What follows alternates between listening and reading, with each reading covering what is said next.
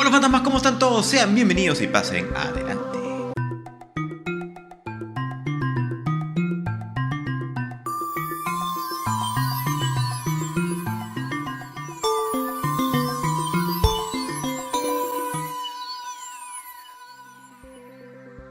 Hoy vamos a hablar de uno de mis favoritos y creo que también es el de todos porque es omnipresente en toda recomendación de libros, desde los más básicos hasta los más complejos, y creo que eso tiene que ver porque funciona en todos los niveles. Hoy vamos a hablar sobre Edgar Allan Poe, pero no desde un punto de vista analítico, hablando de sus principales obras, reseñando sus libros, porque creo que de eso ya hay mucho, sino que vamos a hablar de él para responder a la pregunta que da título a este video: ¿por qué Edgar Allan Poe revolucionó la literatura? Bueno, la vida de Edgar Allan Poe fue dura. Nació en 1809 en Baltimore, Estados Unidos, cuando Estados Unidos era aún una nación joven, con muchas carencias y también muy relegada del primer plano del escenario histórico mundial. Y eso también influye necesariamente en la literatura inglesa. Por aquel entonces, cuando se hablaba de literatura en inglés, se refería a uno siempre a la literatura de Reino Unido. Estados Unidos por aquel entonces no tenía una literatura que le daba mucho la talla. Por decirlo de algún modo, cuando Edgar Allan Poe comenzó a escribir, ni siquiera había nacido Mark Twain. Bueno, el caso es que los padres de Edgar murieron cuando él era aún un niño, y luego él fue criado por una familia más o menos acomodada que nunca lo adoptó formalmente. De hecho, su padrastro en la adultez tuvo muchos problemas con el escritor y lo terminó por desheredar. Poe desde entonces tuvo una vida bastante complicada. No tenía mucho dinero,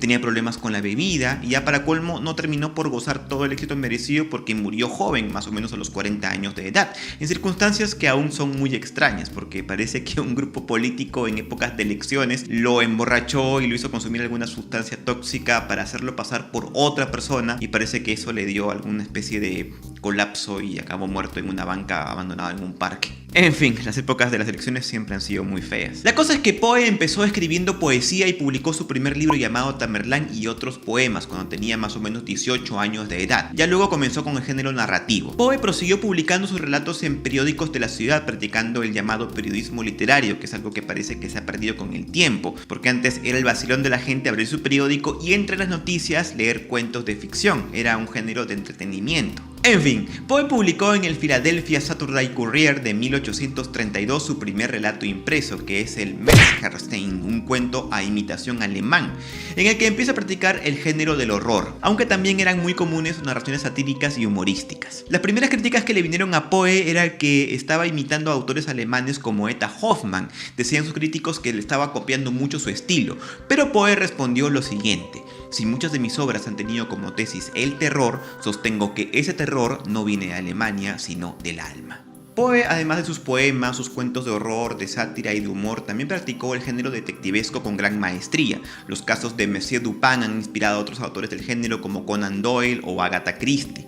Pero lo que realmente causó una revolución y posicionó a la literatura estadounidense, y creo que a la literatura americana en general, es su obra de relatos que hoy conocemos como narraciones extraordinarias, que es una ontología o colección de cuentos de terror que, entre otros relatos, no se sabe con precisión puesto que es una antología póstuma, contiene siempre El gato negro, El barril de amontillado, La caída de la casa de Usher, El corazón del actor, Entierro prematuro o La verdad sobre el caso del señor Valdemar. Y bueno, ¿qué es lo revolucionario del caso? Pues que se trata de cuentos. Sí, el subgénero de la narración breve no era muy bien visto por los entendidos en la literatura de aquel entonces. Era conocido más bien como un género corriente, vulgar, propio del sensacionalismo, porque se entendía que el género capital de la literatura narrativa tenía que ser siempre la novela.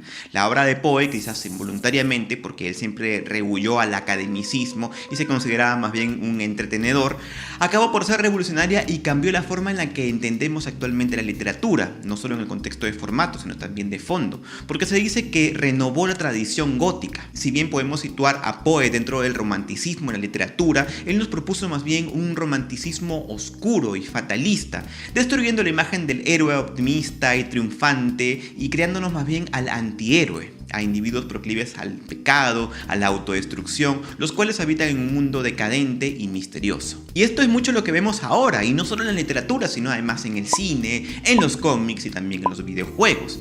Eso es, creo yo, herencia de Edgar Allan Poe, y es por lo cual se nos hace más cercano que otros autores, que también creo que son brillantes, que también habrán dejado huella, pero que ninguno como el bostoniano, y digo el bostoniano porque así firmó él su primer libro, que era Tamerlane y otros poemas, como escrito por un bostoniano. Ninguno como el bostoniano ha configurado tanto nuestra cultura popular. Así que, en resumen, la revolución del Edgar Allan Poe la podemos explicar en 3 claves. Primero, revaloró el subgénero del cuento. Segundo, posicionó a la literatura americana en el primer lugar dentro de la literatura en inglés.